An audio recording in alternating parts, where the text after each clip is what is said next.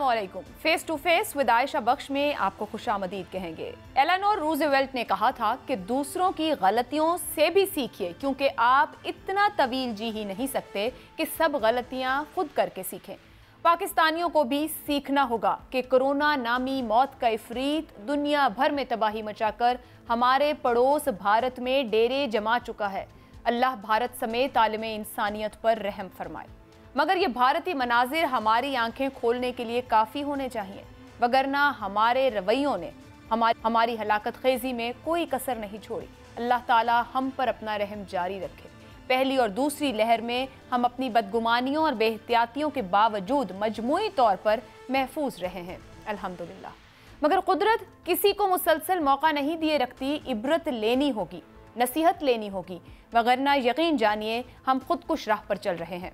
अभी तक हम मरज़, आफत, वबा के हवाले से गैर संजीदा हैं, वाहमों का शिकार हैं, एहतियात से कोसों दूर हैं, मगर अभी भी वक्त है हर सतह पर संजीदा होने का और संजीदगी से इस पर अमल पैरा होने का। जो मेहमान मेरे साथ आज प्रोग्राम में मौजूद हैं, वफाकी पार्लिमानी सेक्रेटरी बराए सेहत डॉक्टर नौशीन हामिद साहिबा हमारे साथ हैं। माहिर वबाई अमराज डॉक्टर राना जवाद असगर साहिब प्रोग्राम में हैं। सेक्रेटरी जनरल PMA डॉक्टर कैसर सज्जाद साहिब हमारे साथ होंगे और आखिर में जाकर चेयरमैन इस्लामी नजरियाती काउंसिल डॉक्टर क़िबला अय्याज का नुक्ता नज़र भी आपके सामने रहेगा। आगाज़ कर लेते हैं डॉक्टर साहिबा, डॉक्टर नौशीन साहिबा आपसे। वज़ीर आज़म, वफाकी वज़रा, अभी हमने फवाद चौधरी साहब को भी सुनवाया, इंदिया दे रहे हैं लॉकडाउन का। हालात तसल्ली बख्श नहीं हैं, फ़ौज तलब की जा चुकी है। अगर हालात इतने नागुज़ीर हैं तो लॉकडाउन की तरफ क्यों नहीं जाया जा रहा? एक हफ्ते का इंतज़ार किस लिए? जी बिस्मिल्लाहिर्रहमानिर्रहीम। देखिए जी, सिचुएशन तो हम सबके सामने ही है कि अभी तक इसमें कोई इम्प्रूवमेंट एज सच हमें बिल्कुल भी नज़र नहीं आ रही और हॉस्पिटल के ऊपर जो बर्डन है वो दिन ब दिन बढ़ता चला जा रहा है। तो ऐसे में जाहिर है कि लॉकडाउन जो है वो एक ऑप्शन है, टेबल के ऊपर है, उसके ऊपर कंसिडरेशंस हो रही हैं। मगर देखने वाली बात ये होती है कि लॉकडाउन सडनली इम्पोज नहीं किया जा सकता। गवर्नमेंट की बहुत सारी रिस्पॉन्सिबिलिटीज होती हैं, उसने ज़रूरियात ज़िंदगी को भी चलाना है, लोगों को इंश्योर करना है कि एसेंशियल सर्विसेज भी उन तक पहुंचें और जो भी रोज़मर्रा की ज़िंदगी, आखिर जिस वक्त लॉकडाउन लगेगा तो किस तरीके से लोगों तक फूड सप्लाई की चेन जो है उसको हमने जारी रखना है, किस तरह दूसरे एसेंशियल सर्विसेज को जारी रखना है, मेडिसिन की सप्लाई ना रुके, छोटे बच्चों के लिए दूध की सप्लाई ना रुके। तो ये मतलब ये तो one of the few things which I am mentioning. बहुत सारी चीजें ऐसी होती हैं और उसके साथ साथ हमने ये भी देखना है कि मुल्क का एक हद तक चले, एक जो मईशत का पहिया है वो इस हद तक तो चलता रहे कि मुल्क चलता रहे, मुल्क को तो जैम नहीं किया जा सकता। तो इसलिए लॉकडाउन की जरूरत अगर महसूस होगी तो गवर्नमेंट उसके लिए मैं समझती हूँ कि तैयारी कर रही है। डॉक्टर साहिबा एसेंशियल्स तक बात ठीक है, मगर बार बार कंफ्यूजन इस बात पर आता है जिस पर सवाल भी हुकूमत पर उठाए जाते हैं। हुकूमत की बचाव के हवाले से क्लियर कट पॉलिसी सामने नहीं आती।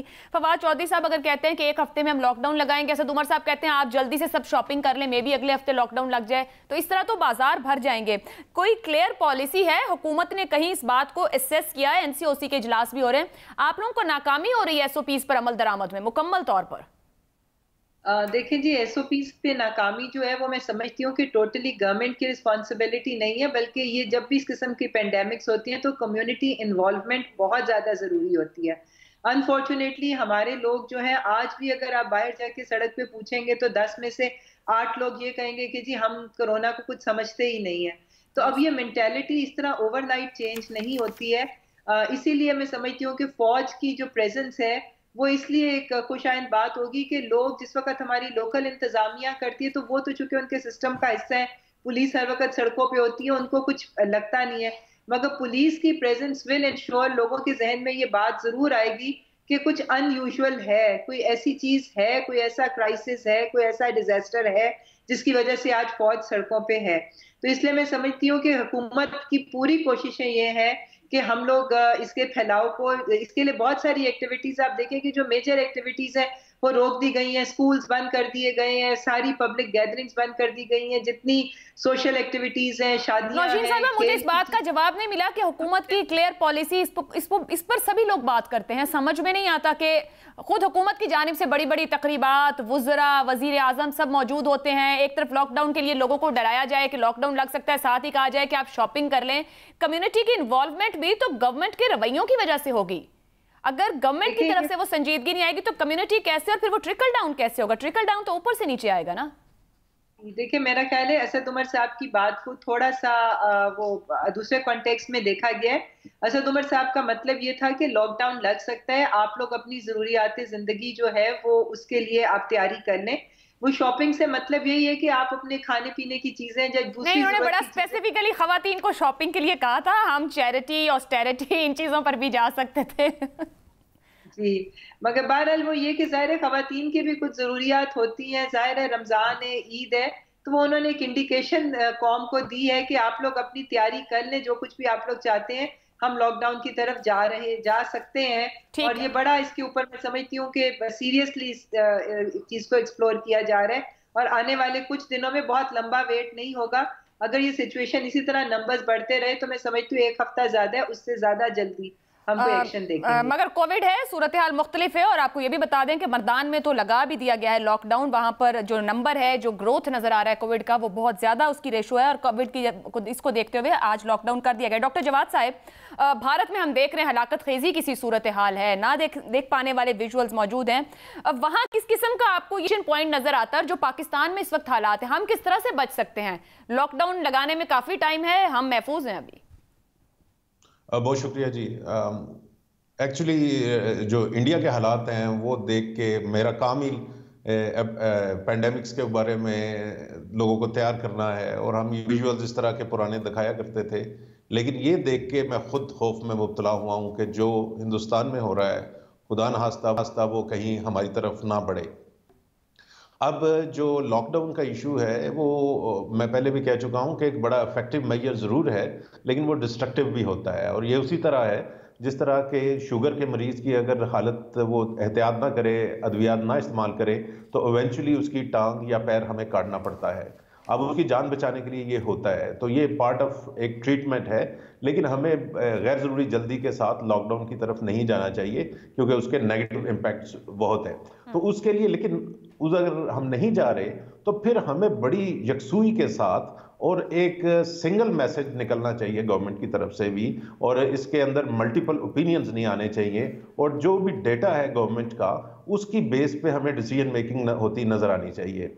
अनफॉर्चुनेटली पिछले कुछ हफ्तों में हमें ये प्रॉब्लम हुआ है कि जब के केसेस बढ़ रहे थे तो स्कूल खोल दिए गए, बाकी और चीजें खोल दी गई, फिर उनको बंद कर दिया गया। शो करता है कि जो डिसीजन मेकिंग है वो डाटा ड्रिवन नहीं है, वो मालूमात की बिना पर नहीं है, वो कुछ और रीजन की वजह पर फैसले होते हैं। और इस वक्त हम वाकई एटलीस्ट केपी में बड़ी खतरनाक सूरत हाल में है, मर्दान में जिस तरह आपने बताया है, और मैं तो कहूँगा कि कराची के अंदर भी हम उसी ट्रैजेक्टरी हमारी ऊपर की तरफ जा रही है। हम अभी भी लॉकडाउन से बच सकते हैं अगर सीरियसली हम अपने SOPs पे अमल करें, जिनके अंदर एक बड़ा बुनियादी किस्म का है कि किसी भी पब्लिक प्लेस पर आप बगैर मास्क के नहीं जा सकते, और जो बिल्डिंग्स हैं उनके अंदर ताज़ा हवा के बगैर उनको ना खोला जाए। अगर किसी बिल्डिंग के अंदर फ्रेश एयर वेंटिलेशन नहीं हो सकती तो उस ऑफिस को बंद कर दिया जाए और उनको वो बाहर बैठ के काम करें। लेकिन क्योंकि ये दो चीज़ें हैं, ये अगर आप कर लीजिए तो आप काफ़ी हद तक ट्रांसमिशन को अगले 2 हफ्तों के अंदर हम इसको कट डाउन कर सकते हैं। डॉक्टर कैसर सजाद साहब, अभी जिस तरह नौशीन साहिबा ने भी बात की, जहनियत है लोगों की, एक्सेप्ट नहीं करते, 10 में से 8 लोग अभी भी नहीं मानते कोरोना है या इससे कुछ हो सकता है। और जो डॉक्टर जवाद साहब बात कर रहे हैं कि अगर हम लॉकडाउन पे ना भी जाएं तो फोकस्ड होकर 1 पॉइंट के साथ SOPs की तरफ बढ़ा जाए। आप गुज़िश्ता दिनों में, गुज़िश्ता हफ्तों में क्या वजह देखते हैं, क्योंकि PMA की जानिब से भी अभी कुछ मुतालबात दे दिए गए हैं, आप क्या समझते हैं हमारी कमजोरी कहाँ है? अगर लोग नहीं तस्लीम कर पा रहे हैं, इसकी सिवेरिटी को नहीं समझ पा रहे हैं, तो ये किसकी कमजोरी, किसकी गलती, किस बायस नहीं हम समझा पा रहे? बिस्मिल्लाहिर्रहमानिर्रहीम, बहुत शुक्रिया आपका। देखिए, आपने ये रीजन बता दिया है, खुद बता दिया है कि हमारी जो गलतियां हैं वो ये है कि डे 1 से हुकूमत जो है वो प्रॉपर तरीके से SOPs पे अमल दरामद नहीं करा पाई है। बहुत सारे इश्यूज रहे हैं, आपस में प्रोविंशियल और फेडरल गवर्नमेंट में इत्तेफाक नहीं रहा है, और एक यूनिफॉर्म पॉलिसी नहीं रही है, लोग कंफ्यूज रहे हैं। और जैसा कि अभी आपने बिल्कुल सही कहा, और ये बात बार बार मैं कहता हूं कि जब हुकूमत खुद SOPs को फॉलो नहीं करे, टीवी पे देख रहे हैं हम कि लोग मीटिंग्स में बगैर मास्क के बैठे हुए हैं, हाथ मिला रहे हैं, तो अवाम क्या समझेगी? वो तो यही समझेगी कि हमें आप मास्क पहनवा रहे हैं, हमें आप मना कर रहे हैं हाथ मिलाने के लिए, और खुद जो है आप लोग उसको फॉलो नहीं कर रहे हैं। तो यहाँ हमारी कमजोरी है, और जिसकी वजह से अब वो स्टेज आ गया है कि लोग तो अब बिल्कुल नहीं सुनते हैं। आप कुछ भी कर लें, आपको किसी न किसी तरीके से इन्फोर्स करना पड़ेगा। मैं प्राइम मिनिस्टर साहब की इस बात को बिल्कुल एग्री करता हूं कि फौज बुलाई जाए, फौज बुला के एसओपीज पे अमल दरामद कराया जाए। ये बहुत अफसोस की बात है कि एसओपीज पे अमल दरामद कराने के लिए फौज बुलाई गई है, लेकिन हमारा जो एक एम है कि जान बचाई जाए। इस वक्त लोगों की जान बचानी है, उनको ये तकलीफ से बचाना है, चाहे उनको कुछ भी करना पड़े, फौज बुलाना पड़े।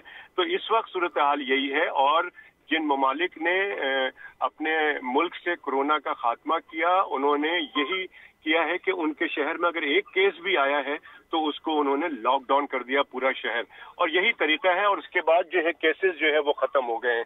तो लिहाजा मैं समझता हूँ कि हुकूमत देखे कि क्या सूरत हाल है। अगर लोग फिर भी फॉलो नहीं कर रहे हैं तो आपको डेफिनेटली आपको जो है फिर इसको लॉकडाउन लगाकर इसको क्लियर करना पड़ेगा, क्योंकि उसकी वजह ये है कि ये समझना पड़ेगा कि ये एक बीमारी है, और बीमारी फैलती है बहुत तेजी से, और इस फैलने को आपने रोकना है। रोकने के लिए ये जरूरी है कि लोगों की मूवमेंट को रोका जाए, और जब लोगों की मूवमेंट के रोकने की बात आती है तो यकीनन हम ये देखते हैं कि स्मार्ट लॉकडाउन और माइक्रो स्मार्ट लॉकडाउन ये तो कोई कारामद नहीं रहा। हम देख चुके हैं कि उसके अंदर जो है लोग मूवमेंट बहुत होती है, अंदर की दुकानें खुली होती हैं, लोग अंदर से बाहर भी जाते हैं, बाहर से अंदर भी आते हैं उस इलाके में। तो ये तो कोई इफेक्टिव मामला रहा नहीं। इफेक्टिव मामला जो हमने देखा है वो सिंध गवर्नमेंट ने पहले बहुत अच्छा किया था, काफी हद तक कंट्रोल हुआ था, लेकिन जब तक आप इसकी मूवमेंट के लोगों की मूवमेंट नहीं रोकेंगे, ये बीमारी एक से दूसरे में लगती रहेगी। और अल्लाह ना करे, मैंने 15 दिन पहले भी कहा था कि देखें अभी एसओपीज पे अमल दरामद करा लें, या लोगों से हमने रिक्वेस्ट की थी अमल दरामद कर लें। आगे रमजान आने वाला, रमजान हमारे लिए मुश्किल ना हो जाए, वही बात चल रही है। और अभी हम कह रहे हैं कि ईद हमारी खराब ना हो, तो खुदारा अभी से कुछ ऐसे काम कर लिए जाए कि इंडिया वाली सूरत हाल ना हो। हम देख रहे हैं कि हम तो उसी तरफ जा रहे हैं। मैं डॉक्टर नौशीन साहिबा, अगर जैसा कि इजलास भी चल रहे हैं, एनसीओसी के आज भी हो रहे हैं, बड़ी क्रिटिकली चीजों को देखा भी जा रहा है, अगर चंद दिनों में लॉकडाउन की तरफ जाना पड़ता है तो क्या थिंकिंग प्रोसीजर्स वहां पर हैं इस वक्त कि कितने दिनों पर मुहित ये लॉकडाउन हो सकता है? किस किस्म का मुकम्मल लॉकडाउन होगा? कोई माइक्रो या स्मार्ट, जिस तरह बात कर रहे हैं डॉक्टर साहब, इसके ऊपर कुछ अभी तक प्लानिंग शुरू हुई है? जी देखिए, मैं समझती हूँ सबसे पहले फर्स्ट फेज में तो जिन सिटीज का जिन शहरों में पॉजिटिविटी रेशियो बहुत ज्यादा है, जिसमें एक मर्दान था जो कि बिल्कुल टॉप पे जा रहा था, और आज आपने देखा कि उसके ऊपर लिया भी गया एक्शन। तो शुरू में उन सिटीज को जो है वो टारगेट किया जाएगा जहां पे पॉजिटिविटी रेशियो बहुत ज्यादा है। टोटल मुल्क के लॉकडाउन का तो अभी मैं इतना नहीं कह सकती, मगर इन सिटीज को तो डेफिनेटली कंसिडर किया जा रहा है जहाँ पे बहुत ज्यादा फैलाव है और जहाँ पे हेल्थ केयर सिस्टम पे बहुत ज्यादा बर्डन आ गया हुआ है। तो इन सिटीज में तो डेफिनेटली जो है वो कोई ना कोई एक्शन लेना पड़ेगा।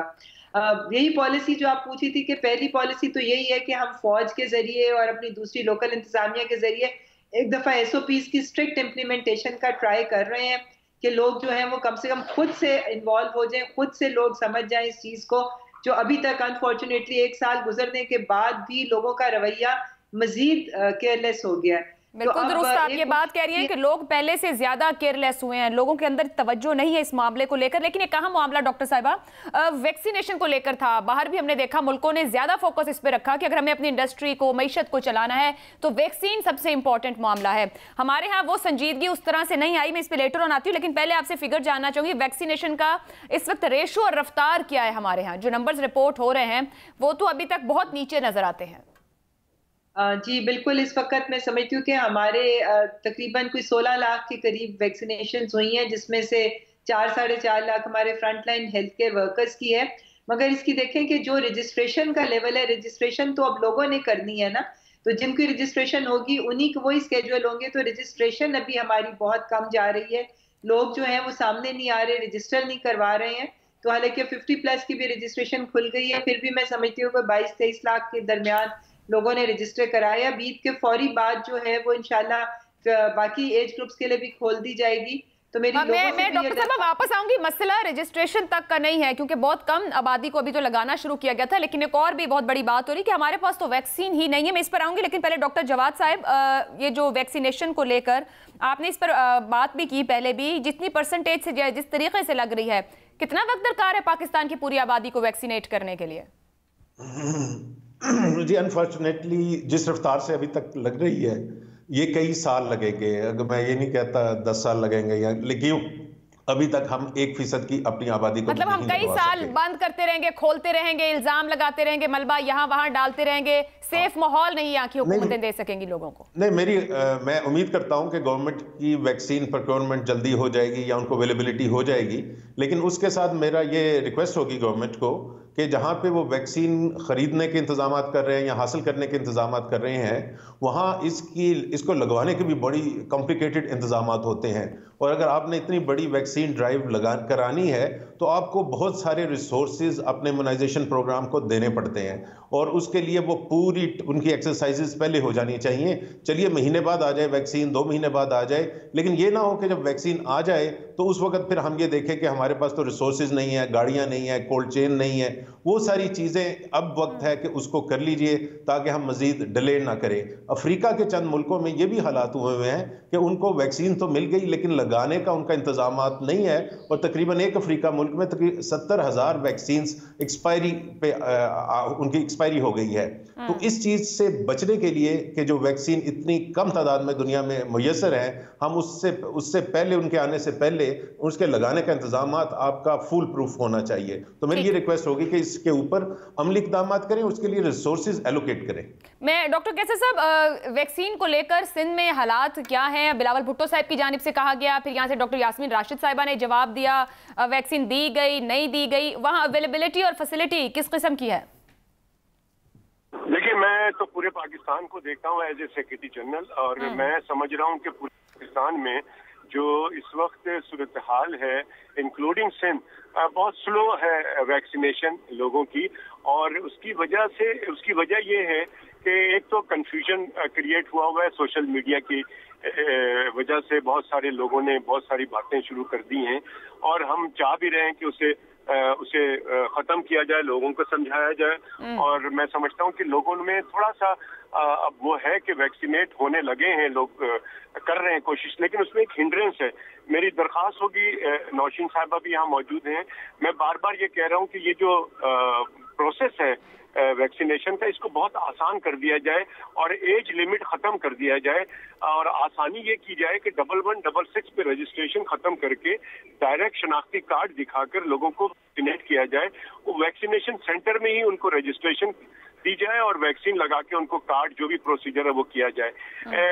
1166 पे बहुत सारे शिकायतें हैं, इवन के हेल्थ केयर वर्कर्स को भी बहुत सारी शिकायतें हैं, आम आदमी को भी शिकायतें। तो आसान अगर कर दिया जाएगा तो ये हम समझते हैं कि जल्दी हो जाएगा। और पॉइंट ये है कि जितनी जल्दी हम लोगों को वैक्सीनेट कर पाएंगे उतनी जल्दी कोरोना का खात्मा हमारे मुल्क से हो सकेगा।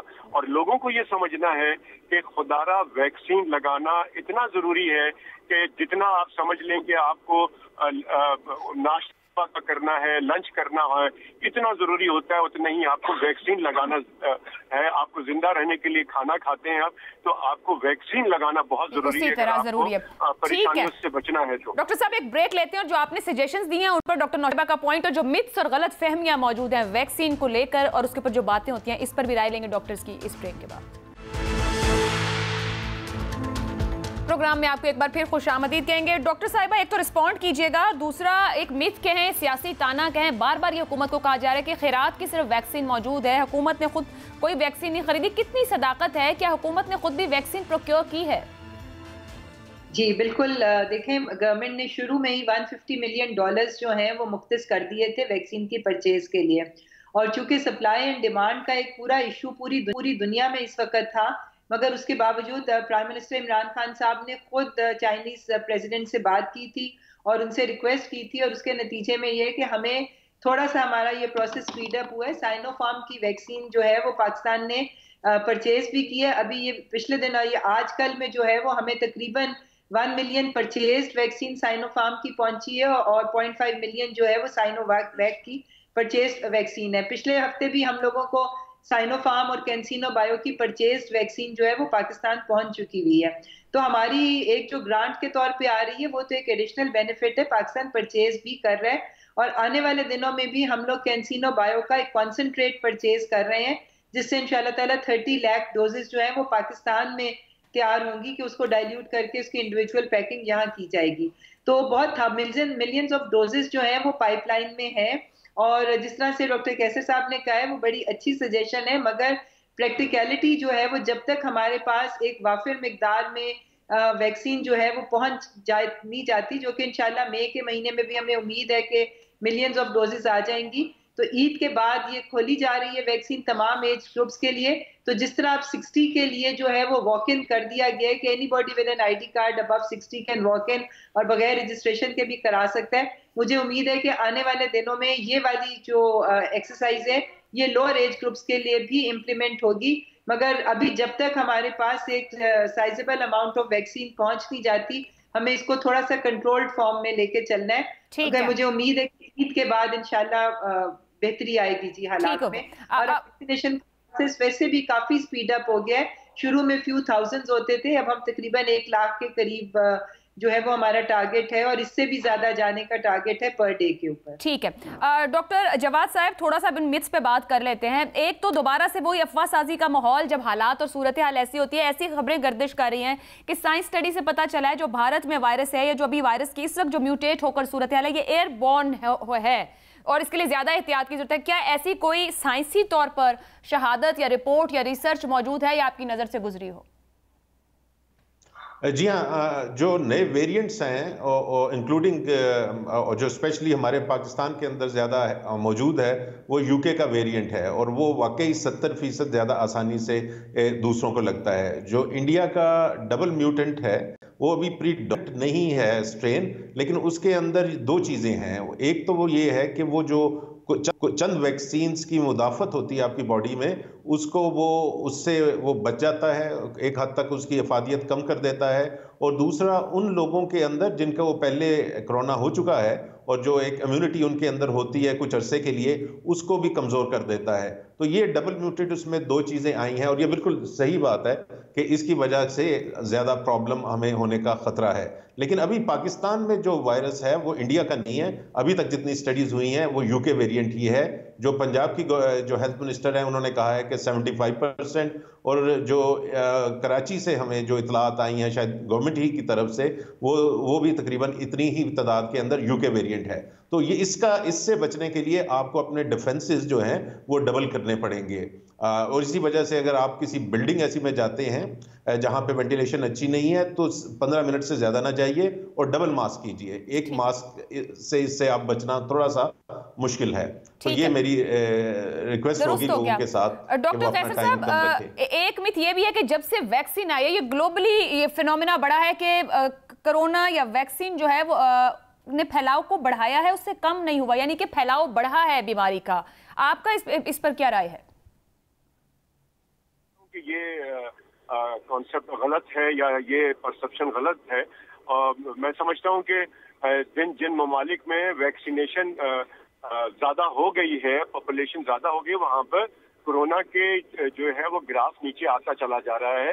आप देखें कि इसराइल में और क्या कहते हैं, एक और क्या मुल्क है उसमें ये ग्राफ नीचे आता गया है और वो उन्होंने अपने ज्यादातर पॉपुलेशन को उन्होंने वैक्सीनेट कर दिया है। तो ये बात दुरुस्त है कि जितना ज्यादा हम वैक्सीनेट करेंगे उतना ज्यादा हम सेफ होते चले जाएंगे। और ये भी लोगों को बताना है कि जब आप वैक्सीनेट हो जाते हैं तो आप अगर कोरोना में मुब्तला भी होते हैं तो उसकी शिद्दत नहीं होगी आप में, जो कि एक्सपीरियंस किया है।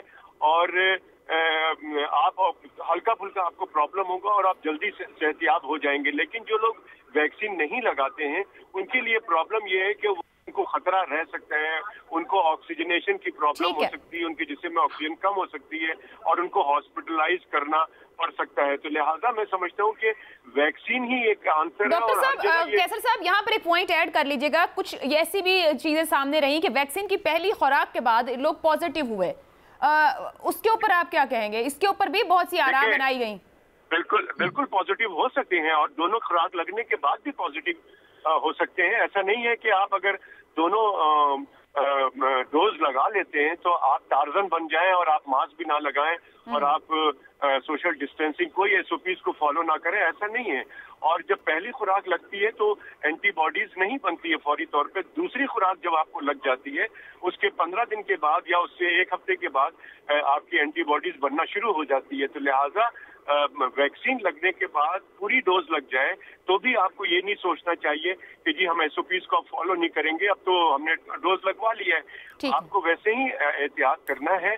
और ये मैंने फिर कह रहा हूँ कि सिर्फ शिद्दत कम हो सकती है। आप देखिए किसी भी वैक्सीन का किसी भी साइंसदान ने 100% गारंटी नहीं दी है। कुछ वैक्सीन है जो कि 70% इफेक्टिव है, कुछ है 90% इफेक्टिव है। तो इस तरह से 100% कोई भी वैक्सीन इफेक्टिव नहीं है। ठीक है, मतलब ये कहा जा सकता है कि वैक्सीन मर्ज की शिद्दत को कम कर देता है या आपको खुदा न खास्ता अस्पताल के बिस्तर से बचा लेगा। मैं डॉक्टर साहब, डॉक्टर जवाद साहब, एक मिसकंसेप्शन इम्यूनिटी के हवाले से भी है। एक बार वायरस से सेहतयाब होने के बाद कितने अरसे बाद आपको दोबारा, यानी कि आपकी इम्यूनिटी इतनी वीक है कि आप दोबारा पॉजिटिव हो सकते हैं, या कितना अरसा आप इसका शिकार नहीं होंगे, या अगर आपने एंटीबॉडीज ले लिए हैं, वैक्सीन लगवा ली है, तो कितने अरसे तक है कि आप सेफ हैं और फिर दोबारा इस पर जाना पड़ेगा? क्योंकि कुछ ये भी लोगों की तरफ से 4 से 6 माह के बाद तो हमारे इल्म में भी आया, लेकिन कुछ लोग कहते हैं 10 से 15 दिन बाद भी दोबारा पॉजिटिव हो गए। तो इस पे ऊपर जरा थोड़ी रोशनी डालिएगा। देखिए, याद रखिए कि हर इंसान का जो मुदाफ़ती निज़ाम होता है वो उसकी अपनी हेल्थ पे डिपेंड करता है। अब बहुत सारे ऐसे लोग भी होंगे जिनको दूसरी बीमारियां हैं तो उनका मुदाफ़ाती निज़ाम इतना मजबूत नहीं होता, तो उनके लिए ज़्यादा चांस होता है कि वो जल्दी दोबारा, बेशक उन्होंने वैक्सीन लगवाई है या उनको एक दफ़ा कोरोना हो चुका है, तो उनके इल्म नहीं है। और उसकी वजह ये नहीं है कि नालायकी है साइंसदानों की, उसकी वजह ये है कि ये वक्त के साथ ही हमें पता लगेगा कि अगर आपने एक इंजेक्शन लगाया है तो वो 6 महीने कारामद रहेगा या 1 साल कारामद रहेगा या उससे ज्यादा कारामद रहेगा। लेकिन ये बात बड़ी क्लियर है कि जिन लोगों को पहले कोरोना हो चुका हुआ है तो उनको भी थोड़े अरसे के बाद, और मेरा मतलब है कि महीने 1.5 बाद दोबारा वैक्सीनेशन उनकी हो जानी चाहिए। और उसकी वजह यह है कि जो नेचुरल इम्यूनिटी आ रही है वो इतनी अभी मजबूत, अभी तक जो स्टडीज हैं उसके अंदर वो इतनी मजबूत साबित नहीं हो रही। डॉक्टर नौशीन साहिबा, भी आपने ऊपर बड़ी एक अच्छी खबर दी कि मई तक है, आप लोगों की हुकूमत की तरफ से भी प्रोक्योर किया गया है वैक्सीन को और मिलियंस ऑफ वैक्सीन आ जाएंगे तो सबके लिए खुल जाएगा। प्राइवेट सेक्टर के ऊपर थोड़ी सी बात कर लेते हैं। रशियन स्पुतनिक वैक्सीन जो है उसको मंगवाने की इजाज़त दी गई थी, फिर कीमत को लेकर काफ़ी तनाज़ा और हुकूमत पर सवालात भी उठाए गए। क्या ये वैक्सीन अब इम्पोर्ट हो रही है? क्योंकि ये इत्तलात भी हैं कि गालिबन इसकी दरामद को फिलहाल रोक दिया गया है। कि जी गवर्नमेंट ने तो हर तरीके से फैसिलिटेट किया था प्राइवेट सेक्टर को, बल्कि ड्रैब के जितने प्रोसीजर्स थे कि जो एक इंपोर्ट करने के लिए रिक्वायरमेंट्स होती हैं उन सारों को जितना आसान किया जा सकता था और जितना शॉर्टन किया जा सकता था उस हद तक गवर्नमेंट ने जो है वो उनको पूरी तरह से फैसिलिटेट किया था कि प्राइवेट सेक्टर मंगवा ले। इशू ये है कि इस वक्त पूरी दुनिया में डिमांड एंड सप्लाई के लिए बहुत एक प्रेशर है और वैक्सीन जो हैं वो चूंकि सारे मुल्कों को इस वक्त 3rd वेव में से गुजर रहे हैं, मेजॉरिटी ममालिक जो हैं, तो इसलिए वो उनकी सप्लाई जो है उसके ऊपर इशू आ रहा है। प्राइवेट सेक्टर को गवर्नमेंट की तरफ से कोई हिंड्रेंस नहीं है, हाँ बाहर की मार्केट से उनको प्रोक्योर करने में और वहाँ पे मिडिल मैन का रोल जो है उसकी वजह से उन लोगों को प्रॉब्लम्स आ रही हैं। गवर्नमेंट ने उनको पहले भी फैसिलिटेट किया था और आइंदा भी उनको फैसिलिटेट करेगी। ठीक है डॉक्टर कैसर साहब, कराची में अगले हफ्ते एक ज़िमनी इंतखाब होने जा रहा है, ये फरमाइएगा कि ये कितना खतरनाक हो सकता है और कितना बड़ा खदशा बन सकता है कराची के लिए? देखिए, इस सिलसिले में तो मैं बार बार रिक्वेस्ट करता हूं कि हुकूमत की और जितने भी पॉलिटिकल पार्टीज हैं सबको मिल के एक यूनिटी के साथ इस वक्त कोरोना से लड़ना चाहिए और किसी किस्म की कोई भी पार्टी कोई हुजूम लगाने का कोई बहाना नहीं लेना चाहिए। और ये पहली फुर्सत में हमारी रिक्वेस्ट होगी कि इलेक्शन को पोस्टपोन किया जाए।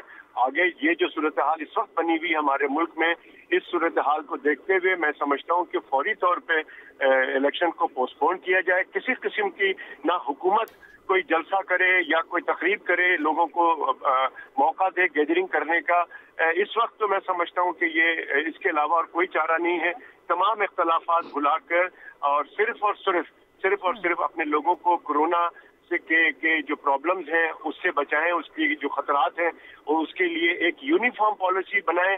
तमाम लोग, अपोजिशन के लोग, हुक्मरान और दूसरे जितने भी पॉलिटिकल पार्टीज हैं, सब मिल के एक कमरे में बैठे, एक यूनिफॉर्म पॉलिसी बनाएं और अपने आवाम को कोरोना से बचाव के जो हिकमत अमली है उस पे एक यूनिफॉर्म पॉलिसी बना के लोगों को उनकी जानें बचाएं। इस वक्त यही काम है। बाकी मैं समझता हूं कि ये 1 महीने बाद, 2 महीने बाद फिर दोबारा जो भी सियासत है वो करें, लेकिन इस वक्त मैं समझता हूं कि जो सूरत हाल बन गई है, जो इंडिया की सूरत हाल बनी है, उसको देखते हुए हमें सबक सीखना पड़ेगा। और मैं सिर्फ यही रिक्वेस्ट कर सकते हैं कि हमें चाहिए कि ये इलेक्शन पोस्टपोन किया जाए और जहां पर भी इस तरह की तकरीब है उसको पोस्टपोन करें। और ऐसा अभी कुछ दिनों के लिए ईद के बाद तक जो है, मैं समझता हूं कि इस तरह की कोई तकरीब या कोई मजमा या कोई ठीक है। डॉक्टर नौशीन साहिबा, जो डॉक्टर कैसे साहब बात कर रहे हैं, उधर ए लेवल और ओ लेवल्स की कैम्ब्रिज के एग्जाम कल से शुरू होने जा रहे हैं। इम्तिहानात का इनेकाद कहीं हुकूमत के लिए खदशात को बढ़ा ना दे, किस तरह देख रहे हैं आप लोग? एनसीओसी के अंदर ही 80,000 बच्चों का इम्तिहान है जो कल से शुरू हो रहा है, और ये चलना है अगले 1-1.5 महीना भी। ये देखें, ये 80,000 बच्चे जो हैं ये पूरी पाकिस्तान में स्कैटर्ड हैं, ये कोई एक जगह पे फोकस्ड पॉपुलेशन नहीं है, और इसके भी इनके फर्क डेज पे होने हैं, तो इसलिए पर डे अगर हम देखें तो बहुत थोड़े से बच्चे होंगे। और जिस तरह से डॉक्टर जवाद ने कहा है कि अगर एयरी प्लेसेस होंगी, खुले हॉल्स होंगे, वेल वेंटिलेटेड होगी, या कहीं ओपन स्पेस के अंदर अगर उनको किया जाए और 6 फीट के डिस्टेंस के साथ बच्चों की सिटिंग अरेंजमेंट हो और उन्होंने मास्क का इस्तेमाल किया हो, तो मैं समझती हूँ कि ये मिनिमम रिस्क के साथ ये चीज हो सकती है, क्योंकि ये बहुत एक थोड़ी सी तादाद के बच्चे हैं। बाकी एग्जाम जो है वो तो पूरे मुल्क मिलियंस में चले जाते हैं बच्चों की तादाद, तो ये सिर्फ फ्यू थाउजेंड्स है, और ये भी फर्क दिन अपने सब्जेक्ट के हिसाब से देंगे, तो बहुत थोड़े से बच्चे और कराची का इलेक्शन डॉक्टर साहिबा, उस पर एनसीओसी की तरफ से कोई वहां पे रिकमेंडेशन किसके लिए जी?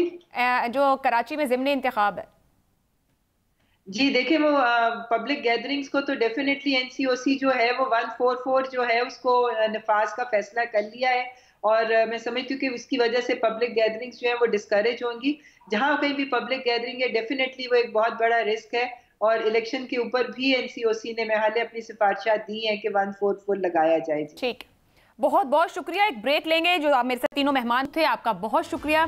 ब्रेक के बाद हम बात करेंगे आपके कुछ और अहम सवालों पर। हमारे साथ होंगे डॉक्टर क़िबला यास साहब।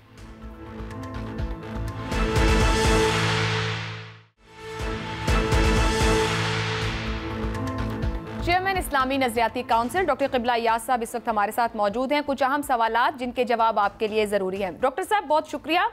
दारुल उफ्ता पाकिस्तान की जानिब से करार दिया गया है कि वैक्सीन रोज़े की हालत में लगवाई जा सकती है, इसके बावजूद हम देख रहे हैं कि लोगों में हिचकिचाहट है, ऐसा क्यों है? बिस्मिल्लाहिर्रहमानिर्रहीम, बहुत अहम सवाल है। यकीनन हमारे लोग जो हैं वो इबादत के सिलसिले में बहुत मुहतात हैं, तो इस वजह से कुछ लोग शायद हिचकिचा रहे हैं, लेकिन जो जमहूर उलमा हैं आजकल जितने भी हैं अरब ममालिक में और पाकिस्तान में भी, उन्होंने इस बात के जवाज का फतवा दिया है कि रमज़ान शरीफ के वक्त इफ्तारी से कबल वैक्सीनेशन जो है जायज़ है। कोरोना की वैक्सीनेशन बिलखुसूस इस सिलसिले में उलमा का फतवा भी आया है। इस्लामी नजरियाती काउंसिल के शोबा तहकीक ने भी इस पर काम किया है और इसके जवाज के बारे में बाकायदा मजहबी उमूर, वजारत मजहबी उमूर को खत लिख। डॉक्टर साहब फरमाइएगा, ये सिर्फ कोरोना की हिफाजती वैक्सीन तक महदूद है या दीगर वैक्सीन भी करवाई जा सकती हैं?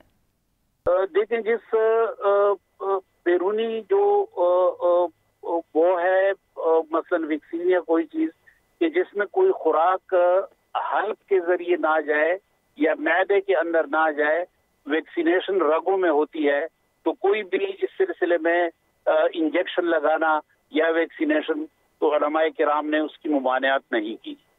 डॉक्टर साहब एक राय ये भी है कि रोजा इम्यूनिटी को कमजोर कर सकता है कि जिसमें पानी की कमी हो जाती है, इस पर आपकी क्या राय है? वो तो देखें, हमारी फिक्र के अंदर इस पे एक बड़ी बहस है, और कि मसलन जो ज़ईफ हों या बीमार हों या कमज़ोर हों, तो अगर डॉक्टर से मशवरा किया जाए और डॉक्टर ये राय दे कि इस सूरत हाल में आप रोज़ा ना रखें और फिदिया दें, तो इस बात की तो यकीनन गुंजाइश है। माहिरीन की राय आपने सुनी। डॉक्टर क़िबला याद साहब का शुक्रिया, उनकी राय आपने सुनी। हुकूमत इस वक्त कितनी एफर्ट कर रही है, मई के बाद वैक्सीन मौजूद होगी। आप सबके लिए एक ही पैगाम है कि मास्क इस वक्त बेहतरीन एहतियात है और जिस वक्त और जितना जल्द आपको वैक्सीन मुयस्सर आए उसको ज़रूर लगवाइए। मुझे इजाज़त दीजिए, अल्लाह हाफ़िज़।